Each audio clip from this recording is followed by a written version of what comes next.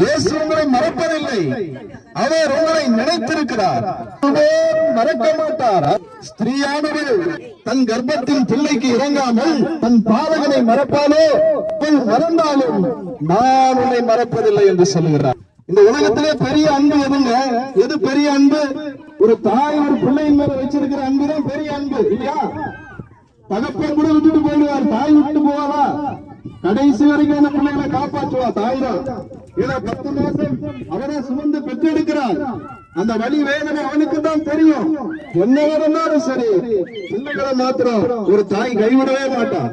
ஆனா சில வேளைகளிலே அந்த பெற்ற தாய் கூட பிள்ளைகளை மறந்து போறாங்க.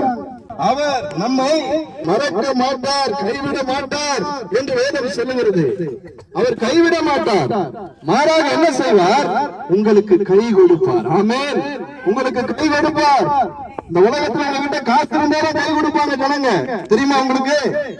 சொந்தத்துல கூட உங்ககிட்ட வசதி இருந்தாரே கை கொடுப்பாங்க, நீங்க நல்லா இருந்தாரா கை கொடுப்பாங்க. அப்பதான் அவங்க வீட்டு விசேஷங்களுக்கு கூப்பிடுவாங்க, அவங்க வீட்டுக்கு நீங்க வர்றத பெருமையா நினைப்பாங்க.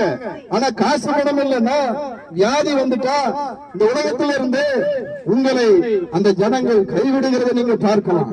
அருமையானவர்களே, நீங்கள் எந்த நிலைமையில இருந்தாலும் சரி, இயேசு உங்களை கைவிட மாட்டார்.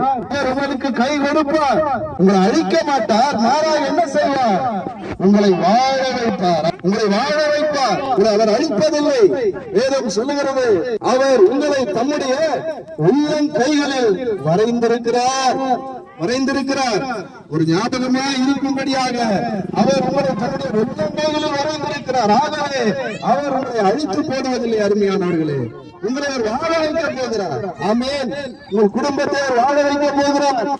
உங்கள் சூழ்நிலைகளை மாற்றி அவர் உங்களை வாழ வைக்க போகிறார். இனி நீங்கள் வாழப் போகிறீர்கள். இதுவரையில் அழிந்தது போதும், இனி நீங்கள் வாழப் போகிறீர்கள் என்று நான் உங்களுக்கு சொல்கிறேன்.